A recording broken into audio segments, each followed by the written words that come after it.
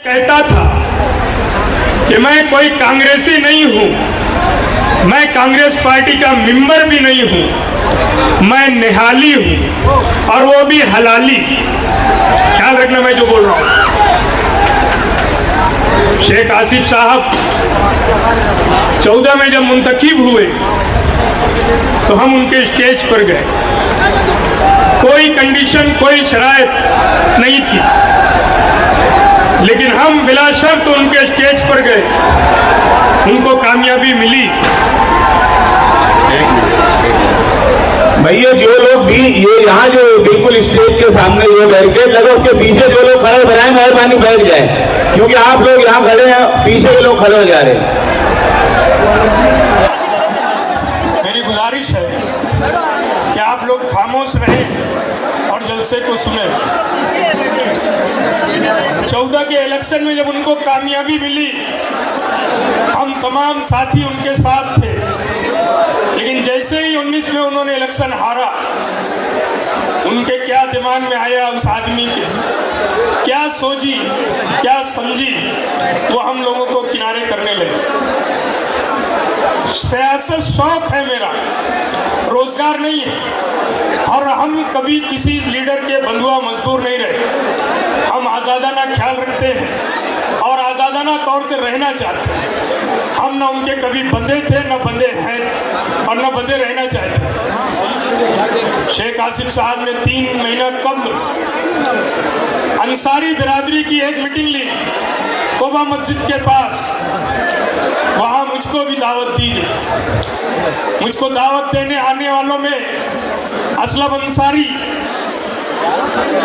जयजाज उमर, हाफिज अनीस अजहर, हलीम सिद्दीकी और 2 लोग थे। वो मेरे पास जब आए दावतनामा लेकर मीटिंग का, तो मैंने उनसे कहा कि क्या बात है। कहने लगे कि मैं ये दावतनामा हम लोग लाए हैं, आसिफ साहब भेजे हैं, इलेक्शन लड़ना चाहते हैं। मैंने उन लोगों से सवाल किया कि क्या वजह है आसिफ इलेक्शन लड़ना चाहता है, क्यों इलेक्शन लड़ना चाहता है, क्या कोई सुन्नत फर्ज है क्या उसके लिए जो इलेक्शन लड़ना चाहता है। वो लोग हंसने लगे और मुझसे कहा कि ये सवाल का जवाब तो वही देगा, मतलब तुम लोग उसके नुमाइंदे बनकर आए हो ना, तो बताओ मुझको, जवाब दो। उन्होंने आज तक जवाब नहीं दिया, लेकिन मैं मीटिंग में गया। मीटिंग में मुझको बोलने का मौका दिया गया। मैंने सारी वो बातें रखी, खुदा मैं कहता हूँ, मैंने वो सारी बातें रखी जो शेख आसिफ 5 साल गलती करता रहा, जो खामियां की उसने, जो कुछ किया 5 साल इलेक्शन हारने के बाद, वो सब बातें मैंने वहाँ रखी अच्छे ढंग से। जो तनकीदें करना था वो की, उसकी इस्लाह की भी बात की।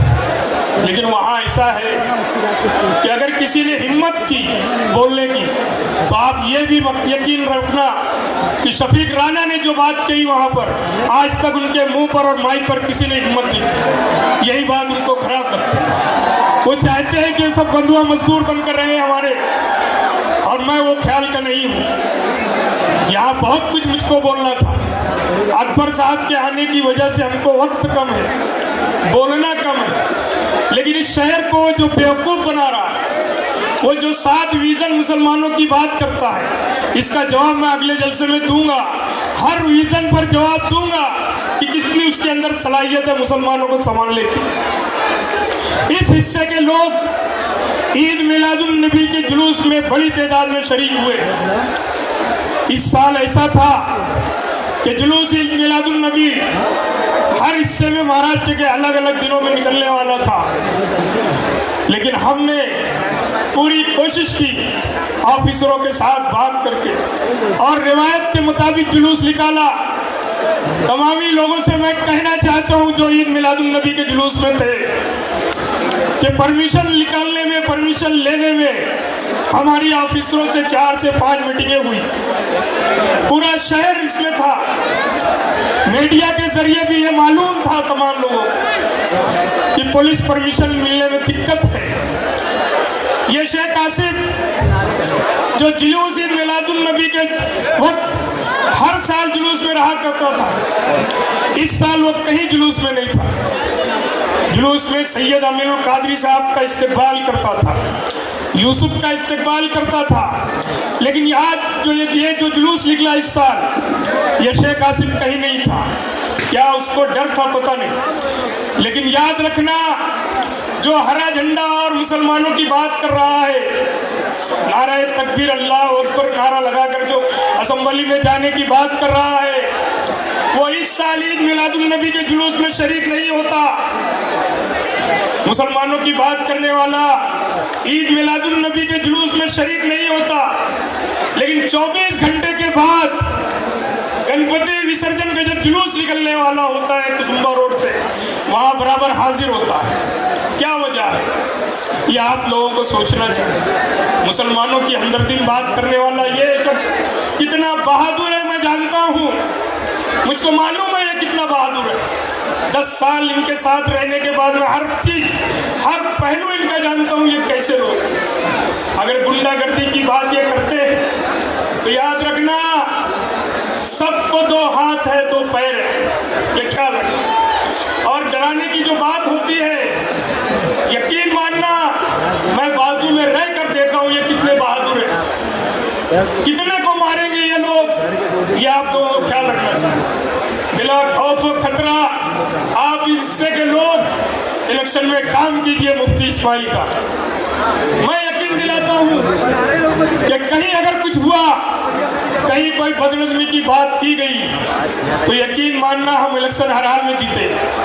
वो गलती करेंगे किसी वर्कर को हाथ लगाकर, ये क्या, और अगर कहीं कर दिए तो हमारी भी टीम तैयार है। हम मुकाबला करने आएंगे, लेकिन कानून के साथ आएंगे। हम न बंदूक लाएंगे न लाठी लाएंगे, लेकिन कानून का सहारा लेकर इंतकाम लेंगे। ये सलाहियत अल्लाह ने हमें दी। कैसे टकराना है इनसे, कानून का सहारा लेकर कैसे इनसे टकराना है, ये हम जानते हैं। जो आज हरा झंडे की बात चिल्लाट कर रहे हैं, 1 साल से ये पार्टी बना रहे थे, रजिस्ट्रेशन कराया है इन लोगों ने, सियासी पार्टी, उसके बाद भी ये आप लोगों को, शहर की आवाम को धोखा दे रहे हैं। इस्लाम नाम की पार्टी इन्होंने जो बनाई, आप यकीन मानना, इस्लाम का फुल फॉर्म बनाकर इन्होंने इंडियन सेकुलर और आगे क्या क्या उनको भी नहीं मालूम होगा। लेकिन आज वो जब मुखालफत हुई, शहर की आवाम ने मुखालफत की, 2 ही घंटे बाद जो मुखालफत शुरू हुई इस्लाम पार्टी की, तो इनको अपना फैसला बदलना पड़ा। लेकिन आज भी ये धोखा दे रहे हैं। जिस नाम से इन्होंने पार्टी रजिस्ट्रेशन कराया है उसको बदला नहीं है, उसका शॉर्ट फॉर्म आज भी इस्लाम है। ये धोखा दे रहे हैं मुसलमानों को, ये इस्लाम से खिलाफ कर रहे हैं।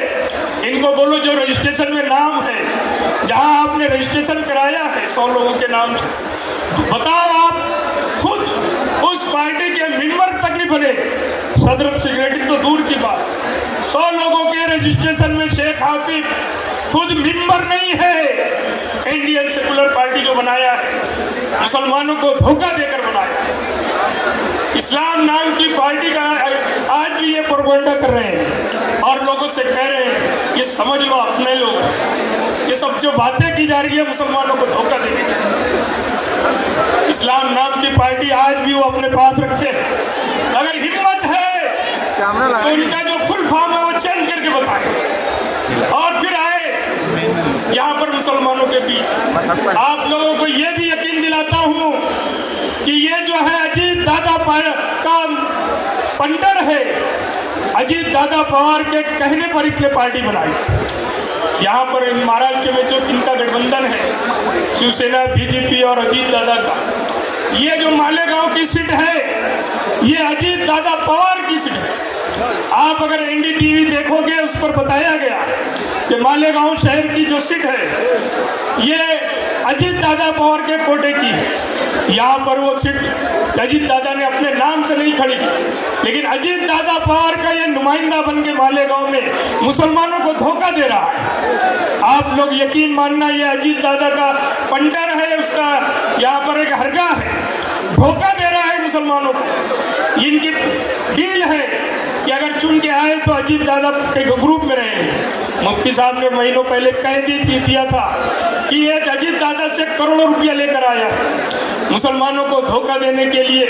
मस्जिदों में जो सोलार की बात की जा रही है, आज मांगलेगांव में 400-500 मस्जिदें हैं, 110 की बात क्यों की? बहुत तुम्हारे अंदर काबिलियत थी तो शहर की तमाम मस्जिदों में सोलार लगाते। इस्लामपुर में धोखा दिया गया, बुनकरों को लुभाने की बात की गई कि मैं तमाम ही कारखानादारों को 1 लूम से 12 लूम 24 लूम के कारखानादारों को सोलार लगा के दूंगा। तो इतना बेवकूफ़ समझता है क्या शहर के लोग? और कोई बेवकूफ़ बनता होगा तो बने, हम नहीं बनने वाले। जो पावर का रेट सरकार कम नहीं करती, बिजली का दाम कम नहीं किया जाता, बताओ वो सरकार क्या बगैर पैसे के पावर लूम चलाने देगी? बिजली का दाम नहीं लेगी? इतना बेवकूफ़ समझ रहे हो? सोलार लगने के बाद बिजली के बिल नहीं आए तो कारखानादार इतना बेवकूफ़ नहीं है कि वो सोलार के नाम पर तुमको वोट देगा। तेरे 40 पैतरी याद है? बोलो बुनकरो, तेरे 40 पैतरी याद है कि नहीं? तेरे 40, मैं राष्ट्रवादी कांग्रेस पार्टी का जनरल सेक्रेटरी होने के बाद भी कभी तेरे 40 पैतरी की एक पैतरी नहीं आज तक चढ़ा था। इसलिए कि मैं पहले बुनकर हूँ, पहले एक अंसारी हूँ। मैंने कभी वो बात नहीं की बिरादरीवाद। मुफ्ती साहब को कहा जाता है अंदर बैठे कि वो बिरादरीवाद करते। आप यकीन मानिए, मुफ्ती साहब की सियासी जिंदगी जो गुजरी रही है, पहला मेयर इन्होंने शेख नजमुद्दीन खजूर वाले को बनाया, दूसरा मेयर इन्होंने अब्दुल मालिक को बनाया, तीसरा मेयर इन्होंने इब्राहिम सेठ को बनाया। बताओ, कहीं इन्होंने बिरादरीवाद नहीं की। आज भी जिस पार्टी से मुंसलिक है, उस पार्टी के जो सदर है वो शेख यूनुसी साहब, शेख खालिद डॉक्टर साहब, इनकी पार्टी से मुंसलिक है। मैं आप लोगों से गुजारिश करने आया हूँ कि बाकी बात बाद में करूँगा, आज वक्त कम है। मैं वो सब बोलूँगा जो मैंने वहाँ देखा है। आप लोगों से गुजारिश है कि आने वाले 20 नवंबर के चुनाव में आप अपना कीमती वोट शहर के मौजूदा एमएलए मुफ्ती इस्माइल कासमी को दें, जिनका निशान पतंग है। आप पतंग पर अपना मोहर लगाएं और भारी अक्सरियत से मुफ्ती इस्माइल को वोट दें। ये इलेक्शन करो या मरो का है। आज इनको दफना दो, कल ये सर न उठा सके, ये काम हमको करना है। और बिना खौफ और खतरा रहे, कहीं डरने की जरूरत नहीं है, हम आपके साथ हैं। इस शेर के साथ मैं अपनी बात खत्म करता हूँ कि हम आतिश सोजा में भी हक बात कहेंगे, हम आतिश सोजा में भी हक बात कहेंगे। कुंदन की तरह दहर में बंदा रहेंगे, कुंदन की तरह दहर में ताबंदा रहेंगे। तारीख बताती है हर दौर सितम में, तारीख बताती है हर दौर सितम में, हम जिंदा थे, हम जिंदा है, हम जिंदा रहेंगे। खुदा